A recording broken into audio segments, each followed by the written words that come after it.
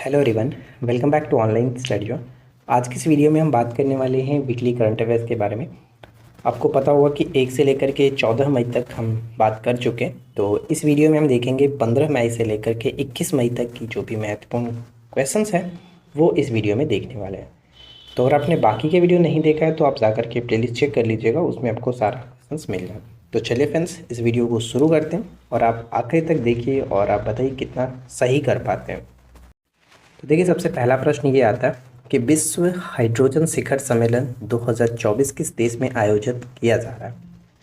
तो विश्व हाइड्रोजन शिखर सम्मेलन 2024 का जो आयोजन किया गया वो आपका नीदरलैंड में किया गया। ठीक है, नीदरलैंड के रॉटरडैम में किया गया। तो यहाँ पे ऑप्शन सी को टिक करेंगे। इसके बाद हमारा नेक्स्ट क्वेश्चन आता है कि विश्व की सबसे ऊंची चोटी माउंट एवरेस्ट पर सबसे अधिक बार चढ़ने का रिकॉर्ड किसने बनाया है। तो ध्यान देना है कि माउंट एवरेस्ट की चोटी पर सबसे अधिक बार चढ़ने का रिकॉर्ड है आपका, यहाँ पे भी होगा, कामिरीता शेरपा, जो कि नेपाल की हैं और इन्हें एवरेस्ट मैन के रूप में जाना जाता है। अब मैं आपको बता दूं कि इन्होंने 29 बार, अब तक 29 बार इन्होंने सबसे ज़्यादा चढ़ाई कर ली है दुनिया की सबसे ऊंची चोटी माउंट एवरेस्ट पर। और इन्होंने पहली बार 1994 में चढ़ाई की थी, राइट, 1994। तो ये भी याद रखिएगा, हो सकता है पूछा जा सके। क्वेश्चन नंबर 3 आता है कि भारत फ्रांस संयुक्त सैन्य अभ्यास शक्ति का 7वां संस्करण किस राज्य में आयोजित किया जा रहा है। और आपको ध्यान रखना है कि भारत और फ्रांस का ये जो बीच होने वाला अभ्यास है शक्ति, ये द्विवार्षिक है, यानी 2 वर्षों में एक बार आयोजन किया जाता है। तो इस बार 7वां जो संस्करण होगा वो मेघालय के उमरोई में आयोजन किया जा रहा है। 7वां संस्करण मेघालय के उमरोई में। भारत फ्रांस संयुक्त सैन्य अभ्यास शक्ति का 7वां संस्करण मेघालय के उमरोई में आयोजित किया जा रहा है। यह सैन्य अभ्यास 13 से लेकर के 26 मई तक का आयोजित किया जा रहा है। दोनों देशों के बीच हर 2 साल में सैन्य अभ्यास शक्ति आयोजित किया जाता है। इसका अंतिम संस्करण नवंबर 21 में फ्रांस में आयोजित किया गया था।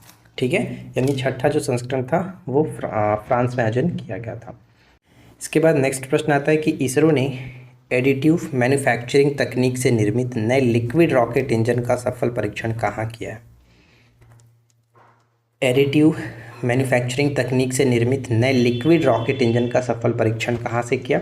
तो ये आपका तमिलनाडु करेक्ट होगा। ठीक है, तमिलनाडु को यहाँ पे टिक करेंगे, ऑप्शन डी बिल्कुल सही आंसर बन जाता है।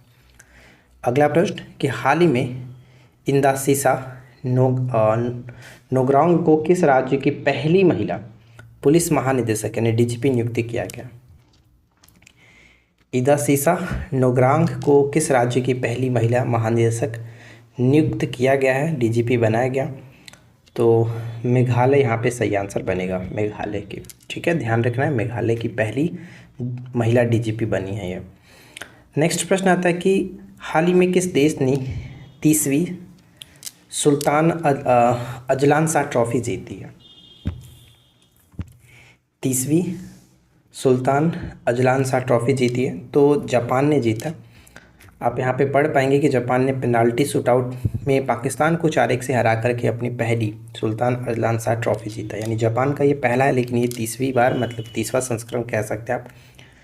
नेक्स्ट आता है कि भारतीय वायुसेना ने कहाँ पर एयर ड्रॉप स्वदेशी मोबाइल हॉस्पिटल भीष्म क्यूब का परीक्षण किया। तो इसके यहाँ पे जो आप देखेंगे कि जो परीक्षण किया गया एयर ड्रॉप स्वदेशी मोबाइल हॉस्पिटल भीष्म का, ये आगरा में किया गया। ऑप्शन बी को टिक करेंगे, आगरा में किया गया। और आगरा में कहाँ पर, तो आगरा के मालपुरा में। ठीक है, मालपुरा ड्रॉपिंग जोन में ये किया गया। चलिए आगे बढ़ते हैं, और यहाँ पे आप चाहो तो इसको अच्छे से पढ़ भी सकते हैं। नेक्स्ट आता है कि हाल ही में भारत के 85वें ग्रैंड मास्टर कौन बने हैं। भारत के 85वें ग्रैंड मास्टर कौन बने हैं। तो राइट आंसर बन जाएगा ऑप्शन यहाँ पे हो जाएगा डी, पी श्याम निखिल। ठीक है, पी श्याम निखिल जो है वो भारत के 85वें ग्रैंड मास्टर बने हैं। तो डी यहाँ पे ध्यान रखेंगे। संयुक्त राष्ट्र महासभा ने किस दिन को विश्व फुटबॉल दिवस के रूप में मनाने की घोषणा की है।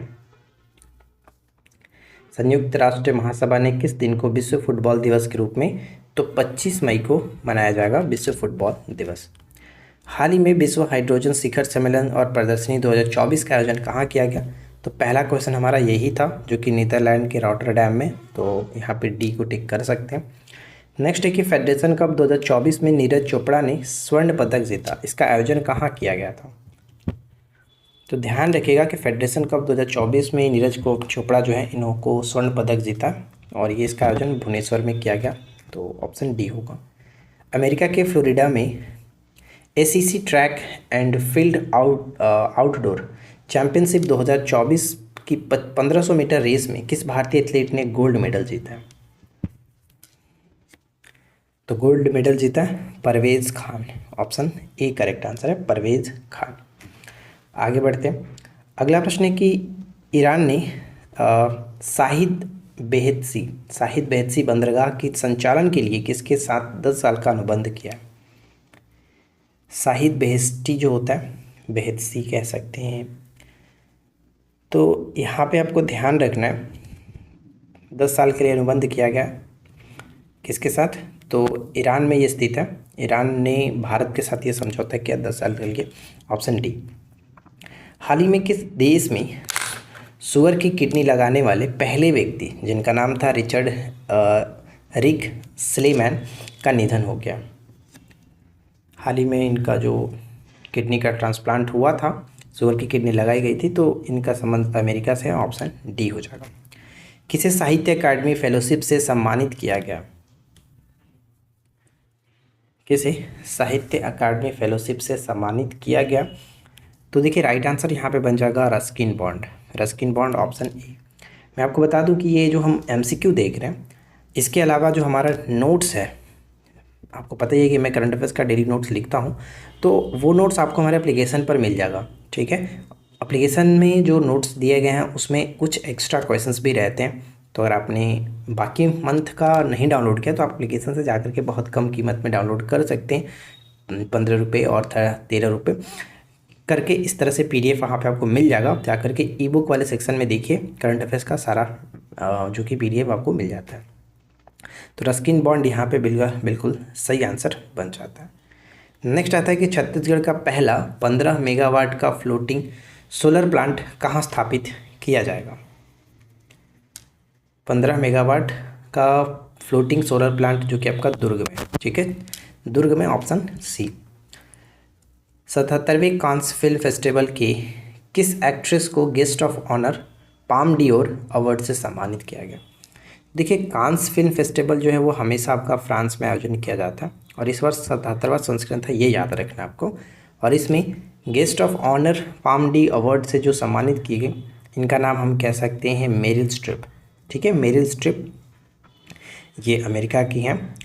तो ऑप्शन यहाँ पे एक बी बिल्कुल सही आंसर होगा, इसको याद रखेंगे।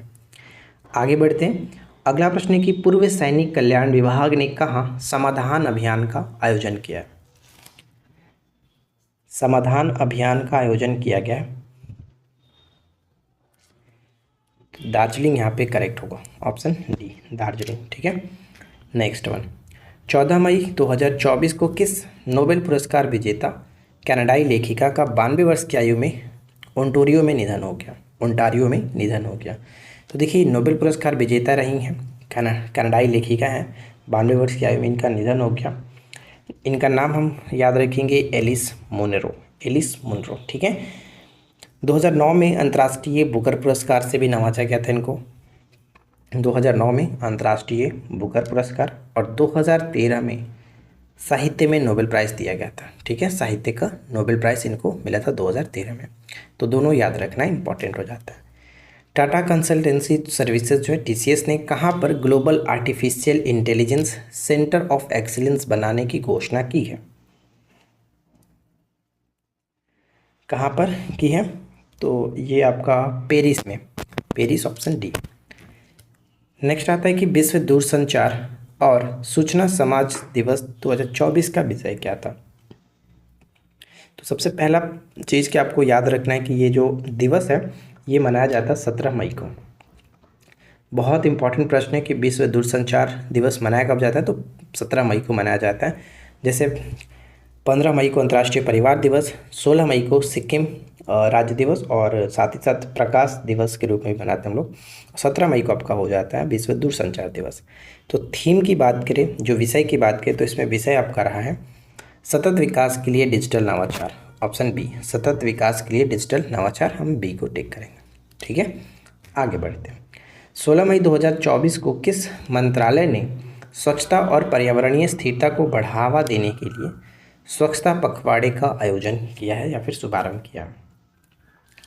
स्वच्छता पखवाड़े का शुभारंभ किया है, तो राइट आंसर बन जाता है ऑप्शन बी, आवास एवं शहरी कार्य मंत्रालय। आवास एवं शहरी कार्य मंत्रालय।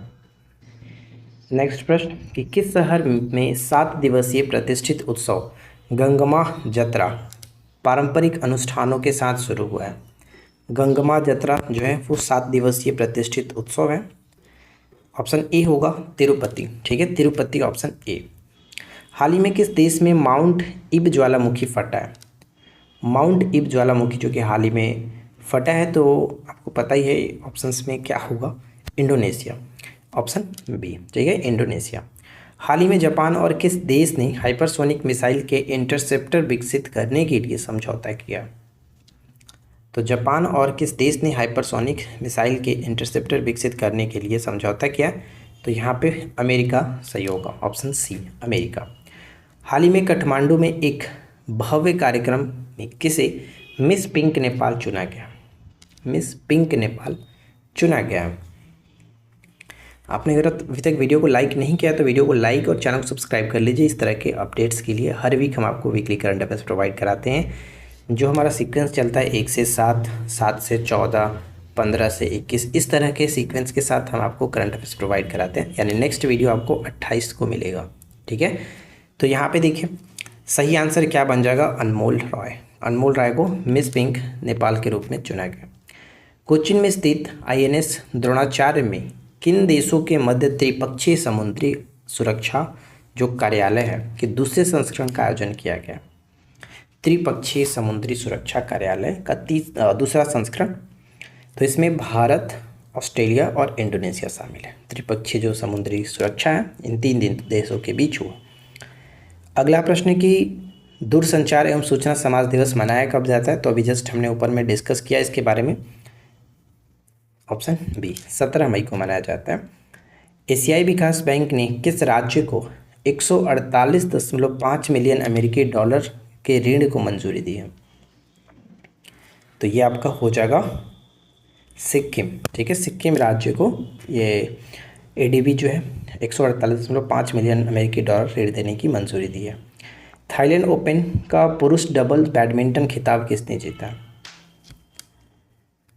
तो थाईलैंड ओपन का पुरुष डबल्स बैडमिंटन खिताब जो है वो यहाँ पे आपको याद रखना सात्विक साईराज और साथ ही साथ चिराग शेट्टी, इन दोनों लोगों ने जीता है, option C. French Open 2024 tennis tournament कहाँ आयोजित किया जा रहा है? तो ग्रैंड स्लैम का ये दूसरा जो कि प्रतियोगिता होता है, फ्रेंच ओपन 2024 टेनिस टूर्नामेंट का आयोजन किया जा रहा है आपका ऑप्शन ए, पेरिस में। ठीक है, पेरिस में। नेक्स्ट है कि किस देश के राष्ट्रपति और विदेश मंत्री के हेलीकॉप्टर दुर्घटना में हाल ही में मौत हो गई है?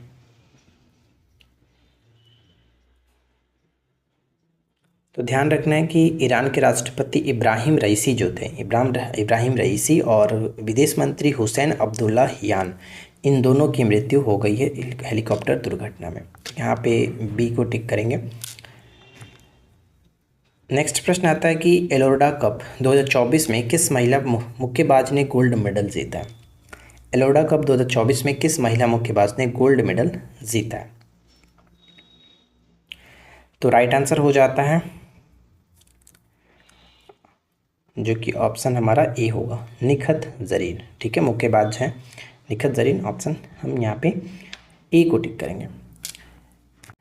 तो आई होप कि फ्रेंड्स आप लोगों को आज का ये वीडियो अच्छा लगा होगा। हमारे पास इस वीक से इतने सारे इंपॉर्टेंट क्वेश्चंस का कलेक्शन था। आई होप कि आप लोगों को ये वीडियो अच्छा लगा होगा। वीडियो पसंद आया हो तो लाइक एंड शेयर करिए। इसके अलावा बहुत सारे जो क्वेश्चंस थे वो हमने अपने नोट्स में भी इंक्लूड कर रखा है उनके एक्सप्लेनेशन के साथ, तो आप लोगों को मंथ के एंड में एप्लीकेशन पर मिल जाएगा, तो वहाँ से आप डाउनलोड कर लीजिएगा। बाकी रही इस PDF की, तो हम आपको ये 100 क्वेश्चंस के साथ PDF प्रोवाइड करा देंगे एप्लीकेशन पर ही। तो बस इस वीडियो में इतना ही, मिलते हैं नेक्स्ट वीडियो में नए टॉपिक के साथ। Thanks for watching, keep learning, have a good day.